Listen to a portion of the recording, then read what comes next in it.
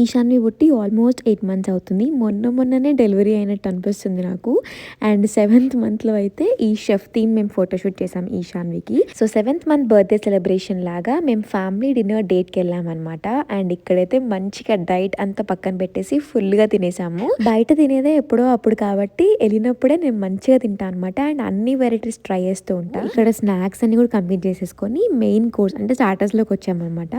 దీంట్లో అయితే first corn చాట్తో start చేసేసాము. అండ్ అక్కడ నుంచి పనీర్ 65. నాకైతే పనీర్ 65 చాలా నచ్చింది. వెజిటేరియన్స్కి మంచి ప్రోటీన్ ఆప్షన్ కూడా ఇది. అండ్ మునగాడి గోబీ ఇది పునీత్ ఆర్డర్ చేసుకున్నాడు, చాలా బాగుందండి. బయట అవుట్డోర్ కూడా ఎంత బాగుందో లొకేషన్ అసలు. ఫ్రెండ్స్ గ్యాంగ్ వచ్చినప్పుడు అయితే చాలా బాగుంటుంది. అండ్ వింటర్ కాబట్టి హీటర్స్ కూడా ఉన్నాయన్నమాట. సో టెన్షన్ ఏం లేదు. అండ్ ఇక్కడ మేము మెయిన్ కోర్స్ ఆర్డర్ ఇచ్చేలోపు ఈశాన్వి లేచింది. సో దాంతో ఆడుకుంటూ ఉన్నాం అనమాట.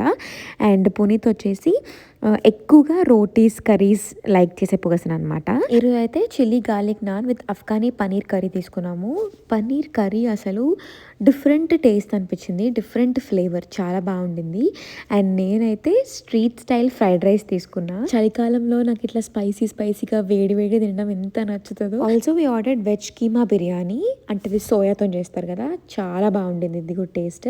అండ్ సాలన్ వేసుకొని తింటే అయితే ఇంకా వేరే లెవెల్ అంట మిస్టర్ పునీత్ గారు చెప్తున్నారు. సో ఇవన్నీ అయిపోయిన తర్వాత పునీత్ పాప దగ్గర కూర్చోమని చెప్పి నేను కొంచెం డెజర్ట్స్ చూద్దామని చెప్పి ఇటు సైడ్ వచ్చిన అనమాట. చెప్పాను కదా ఒక్కసారి వచ్చినప్పుడు అన్నీ తినేస్తా అని చెప్పి.